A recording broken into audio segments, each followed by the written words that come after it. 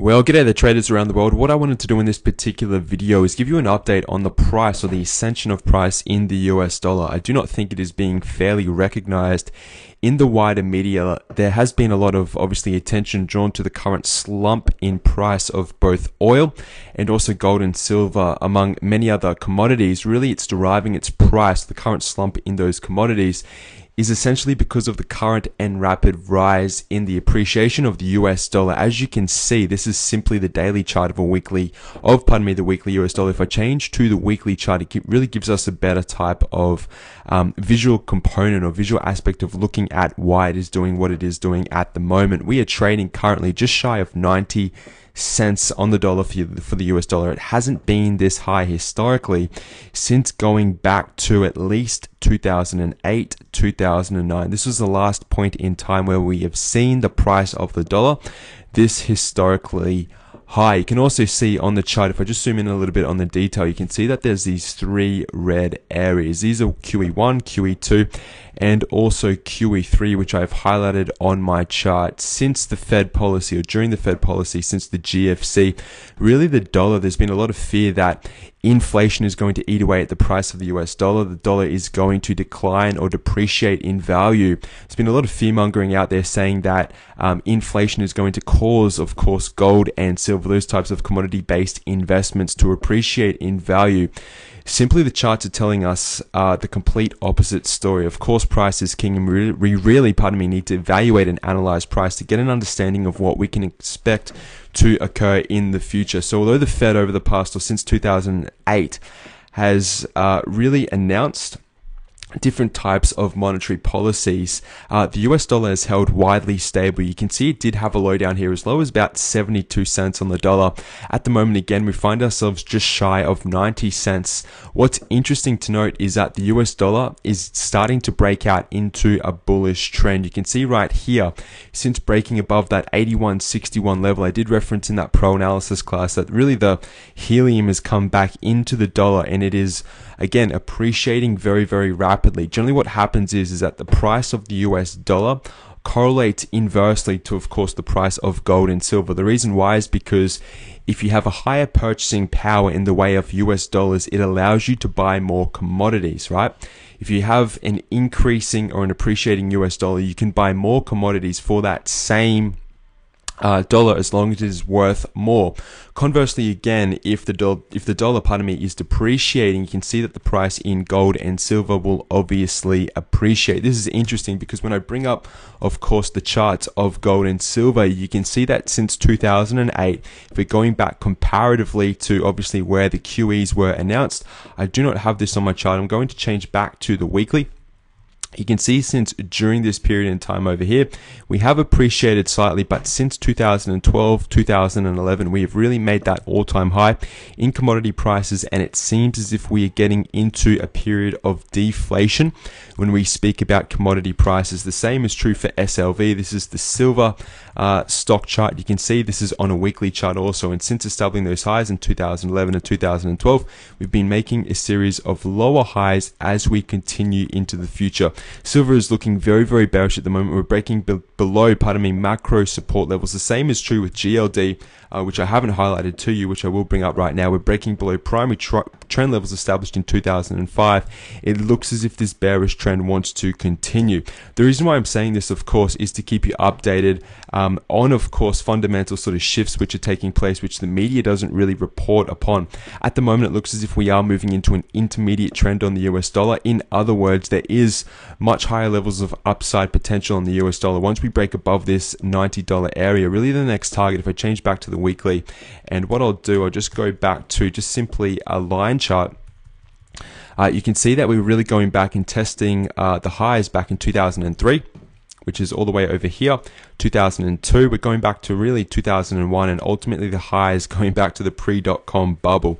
There is a lot of movement, obviously, which we need to see until it happens. What I can expect short term is to see the US dollar retrace. We need some form of a reversal to take place, a little bit of consolidation before again we shake out the overly zealous sellers until this bullish trend continues. What this means for commodity prices is that it is deflationary or acting as deflationary pressure as the US dollar continues to rise. You will see the price of gold and silver continue to sell off. Also, what happens is that the price of gas is going to continue to decrease in value. There's a really good target at about $50 a barrel for oil. I can see that coming, or at least hitting in the near-term future. I have read a few articles saying that, you know, the price which the gas industry needs to produce barrel or sell barrels of oil at to remain profitable is anywhere between $65 to $70 per barrel at the moment. The oil is obviously much lower priced. It is losing about $15 to $20 per barrel at the moment. So I can't see this sort of remaining at these lows for any prolonged period of time. We'll soon see what happens comparatively to the US dollar. But also what's interesting is that if people are spending less money in the way of having to purchase fuel to fill up their cars, in the way of transportation, it means that they're going to have excess spending, or they're going to have additional income to spend on other things. It's interesting to note, obviously, as we move into Christmas, that if people have more money in their back pockets to spend, you can expect that consumer prices or consumer spending may spike in Q4, which is quite interesting. It really leaves the Fed with two options moving forward. If consumer spending spikes, you can expect a pretty strong Q4 for companies in the US, right? Higher earnings. What that means for the Federal Reserve is that they really have one of two options to go about really trying to devalue or to debase the US currency, the dollar, from where it's trading at the moment. Either one, which is most likely they're going to introduce a QE4. All right, that'll probably, or try to devalue or stabilize the US dollar and stop the ascension in price. The only other option that they really have is to increase interest rates. There has been a bit of a debate and discussion out there in the media from economists as to whether the time is right to, of course, introduce the first rate rise since the GFC. I don't think that is necessarily going to happen. If that did occur, if they did choose to go down increasing rates, it would only give more pressure, or I guess support or ascension to the US dollar, as people will start converting back into US dollars, because the interest rate is obviously going to reward them more than what it is now. In other words, that they're going to receive interest payments on the US dollar. It's going to become a more favorable investment for not only US citizens, but also for international investors, people who are looking to see pretty much risk-free returns just on cash. As long as that interest rate, or if that interest rate does increase, you should see the price of the US dollar continue. Now, what that means again for the greater economy is one of two things really. Generally what happens is that the US dollar and the stock market work inversely. So when you bring up the chart of the US dollar and you compare it to, of course, just the general markets, very rarely do you see the general markets moving higher along with the US dollar. Generally one or the other, or one will be rising, while the other is falling. They work inversely to one another. At the moment, you can see, or if you just have a quick look at the US markets, generally we've been rising since 2009. The US dollar as such has been pretty flat during this time. Let me just bring up the right chart for the US dollar. The US dollar has been pretty flat really for the period, if I can just go back to the weekly, really since 2009. I mean, look at this type of behavior. We've been in a sideways moving dollar. It's really been through a period of accumulation, but most recently we're really starting to break out and to see the dollar move higher. If we start to see the US dollar break above that $90 level, if I just go back to the weekly and bring up the daily chart, or sorry, the line chart, if we start breaking above these two levels here, about $89 or 89 cents on the dollar, and get any movements up to 92 cents, you'll see a lot of selling pressure come down on the US markets. So that really comes into, of course, the market retracement, which we do expect sort of on the intermediate time frame. When we go back to the US dollar, it has moved a long way already. Okay, so we're expecting the US dollar to at least pull back and to retrace, to reset up, most likely down to this level here, about 86 cents, before we see the next influx of buying pressure. What that means for the US markets is that we do expect, of course, the Dow Jones Industrial Average, the Nasdaq, and the S&P, if I can just bring them up one more time, to bounce from these lower levels.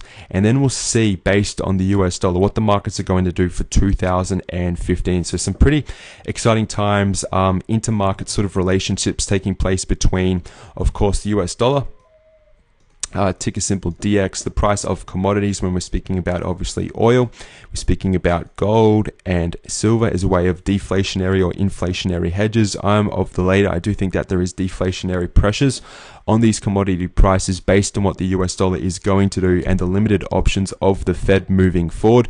Also, how these main fields or these players right here are going to influence the price of the US markets for 2015. So that's a little bit of an update. I will keep you posted on the US dollar.